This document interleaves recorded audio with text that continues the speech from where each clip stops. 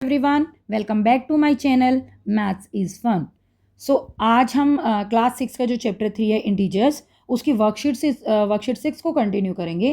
Because हम पहले ही मेरी लास्ट वीडियो में क्वेश्चन नंबर 3 तक कंप्लीट सॉल्व कर चुके हैं। जिससे मेरी वो वीडियो गो थ्रू नहीं की है तो मैं उसका लिंक जो है डिस्क्रिप्शन बॉक्स में दे दूँगी। आप उस लिंक पे जो है क्लिक करके उस वीडियो को देख सकते हैं। ठीक है, उससे आपको और भी उसमें मैंने प्रॉपर्टीज़ ऑफ मल्टीप्लिकेशन पूरी समझाई हुई हैं, जिसमें डिस्ट्रीब्यूटिव प्रॉपर्टी जो कि बहुत इंपॉर्टेंट है वो हमने डिस्कस की थी। उससे रिलेटेड हमने क्वेश्चन नंबर 3 को सॉल्व भी किया है। सो प्लीज़ आप उस वीडियो को जरूर गो थ्रू कर लेना ताकि आपको ये पूरी वर्कशीट अच्छे से समझ में आ जाए। सो आज हम वर्कशीट 6 का क्वेश्चन नंबर 4 से कंटिन्यू करेंगे। सो क्वेश्चन नंबर 4 है, right the integer which when multiplied by -1 gives. आपने बेटा इनके आंसर लिखने हैं। अगर आप -1 से -3 को अगर आप -1 से मल्टीप्लाई करोगे तो क्या आंसर आएगा। आप यहाँ पे देखो, 3 1 जा 3, ठीक है, 3 आ गया। दो नंबर ऑफ नेगेटिव इंटीजर कितने हैं, 2 हैं। सो 2 आपका इवन नंबर है तो आंसर क्या आएगा, प्लस में आएगा, तो 3 आंसर आ गया। ठीक है, now come to B part.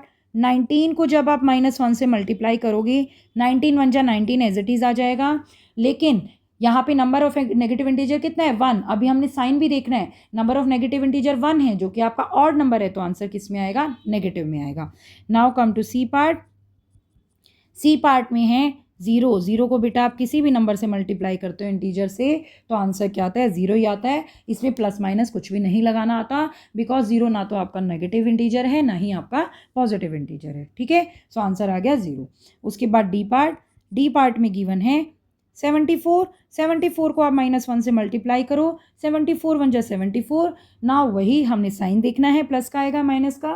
Number of negative integer 1 है जो कि ऑड है, सो आंसर आ जाएगा नेगेटिव में। So -74 is your answer. Now come to E part. E part -69 है।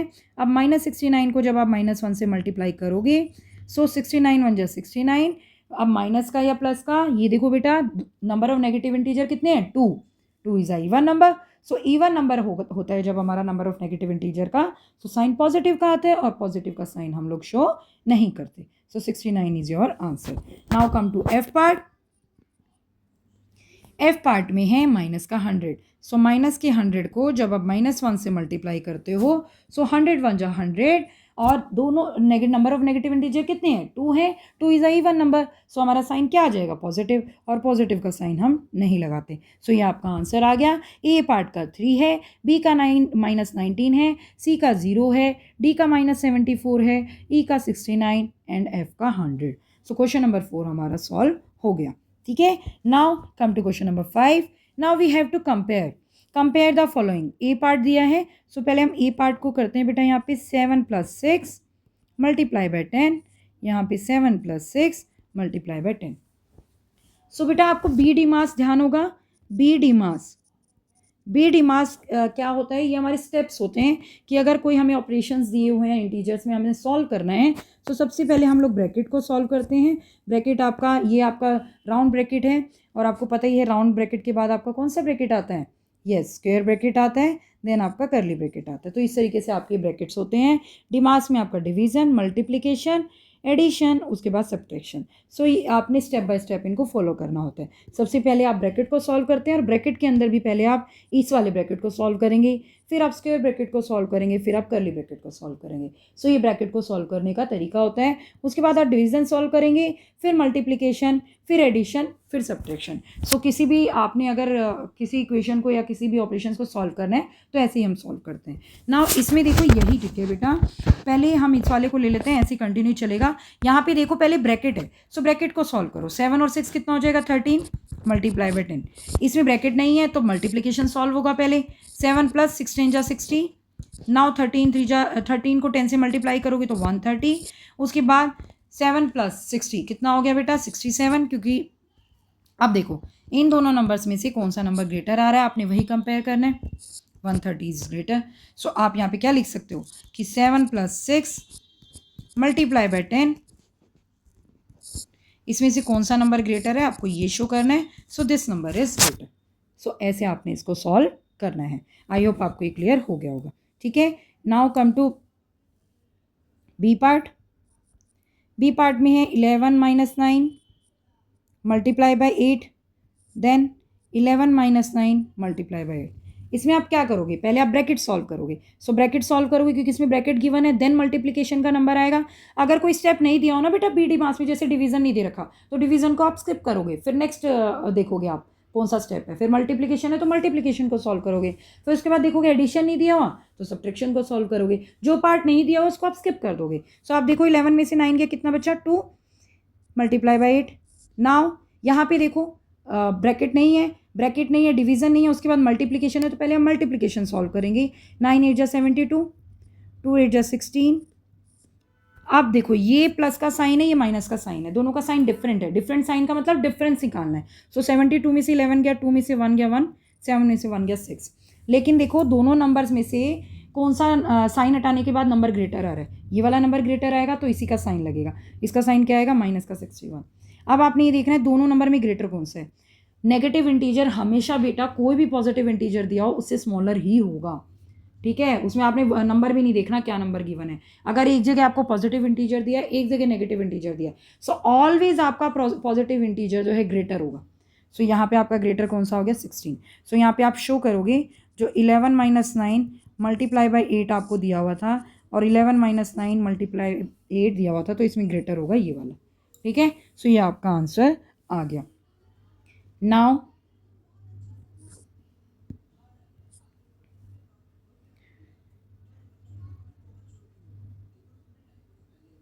come to question number 6. What will be the sign of the product of the following?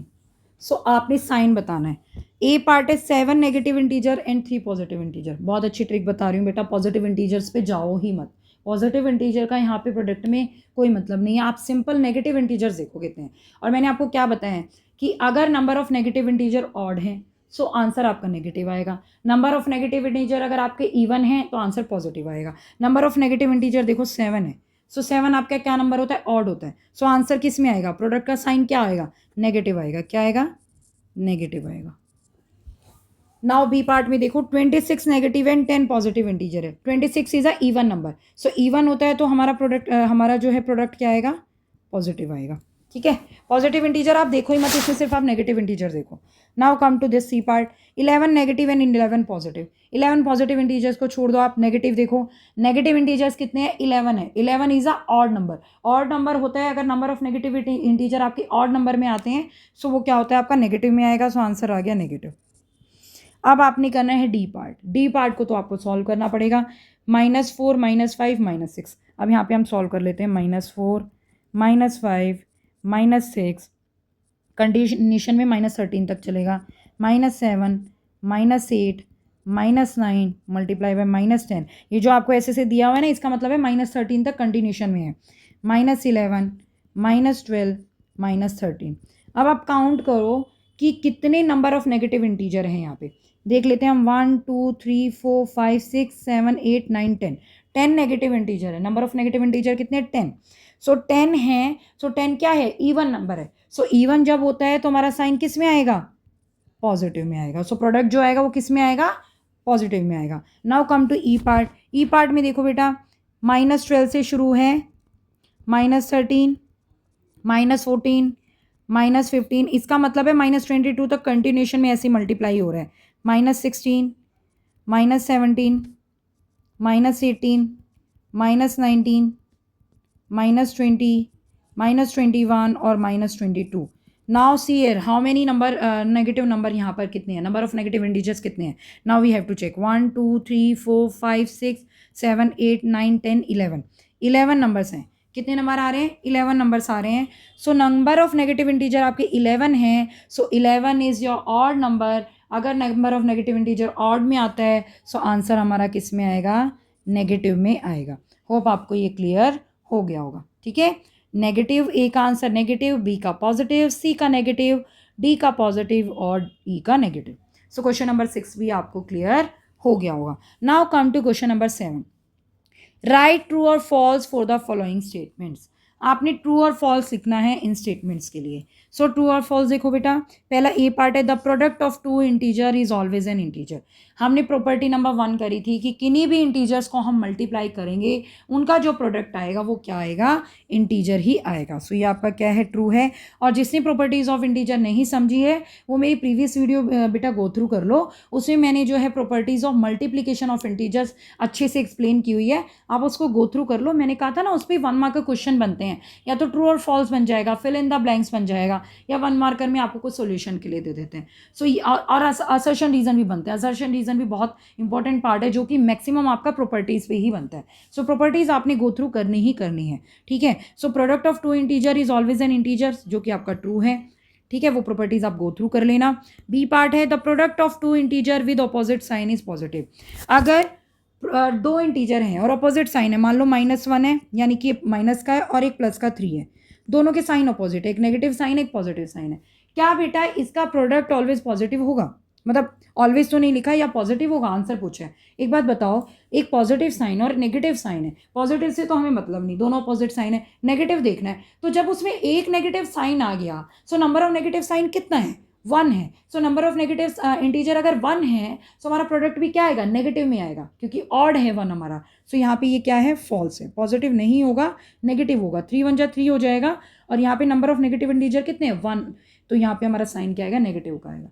तो opposite sign बोला, एक positive और एक negative, तो ये बेटा क्या होगा, फॉल्स होगा, ठीक है।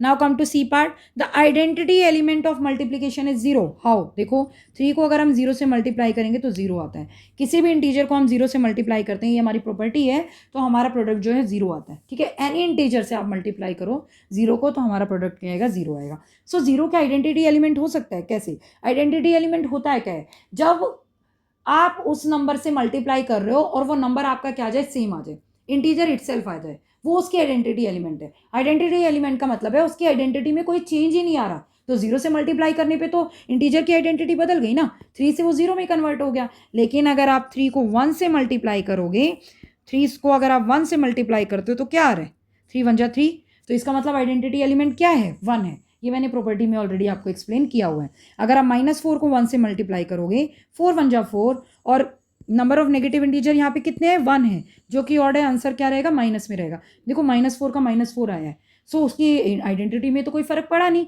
सो आइडेंटिटी एलिमेंट क्या है मल्टीप्लीकेशन की, 1 है। सो 0 नहीं है, ये भी आपका क्या हो जाएगा, फॉल्स हो जाएगा, ठीक है। Now come to D part. D part दिया हुआ है, of the two integer if 1 is negative the product must be negative. Always बेटा क्या नेगेटिव होगा, अगर आप में 2 इंटीजर में से 1 इज नेगेटिव है। अब इसने ये तो नहीं कहा ना कि दूसरा नेगेटिव होगा या पॉजिटिव होगा। अब आप ध्यान से समझो, अब ये करेक्ट है या रॉन्ग है, ये ट्रू है या फॉल्स है, ये कैसे पता लगेगा। 1 नेगेटिव है लेकिन दूसरा नेगेटिव है या नहीं है वो हमें नहीं पता। अगर दूसरा पॉजिटिव है तो number of negative integer, suppose करो इसने बोल दिया 1 नंबर आपका नेगेटिव है, दूसरा पॉजिटिव है नेगेटिव है वो नहीं पता। अगर वो क्लियर ही नहीं है, अगर मान लो वो पॉजिटिव है तब तो बेटा नेगेटिव में आंसर आ जाएगा, क्योंकि नंबर ऑफ नेगेटिव इंटीजर कितने हैं, 1।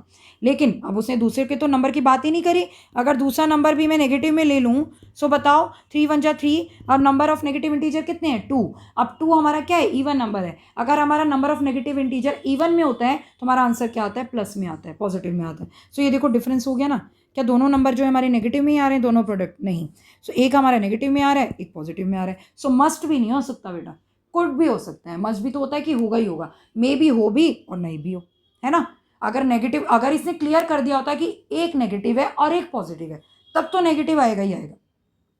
लेकिन अब इसने क्या बोला है कि एक ही नंबर बताया है कि एक ही इंटीजर नेगेटिव है। अब दूसरा अगर पॉजिटिव होगा तो नेगेटिव में आएगा, दूसरा अगर नेगेटिव में होगा तो पॉजिटिव होगा। तो बेटा ये क्लियर नहीं किया हुआ है, तो यहाँ पे ये क्या हो जाएगा, फॉल्स हो जाएगा, ठीक है। आई होप आपको ये समझ में आ गया होगा। सो ओनली फर्स्ट ट्रू है, बाकी के 3 आपके फॉल्स हैं। और ये जो आपने आंसर अभी किए हैं ना, ये ज़्यादातर आपकी प्रॉपर्टीज़ पे ही बेस्ड है। So properties of multiplication of integer आपने जरूर गो थ्रू करनी है।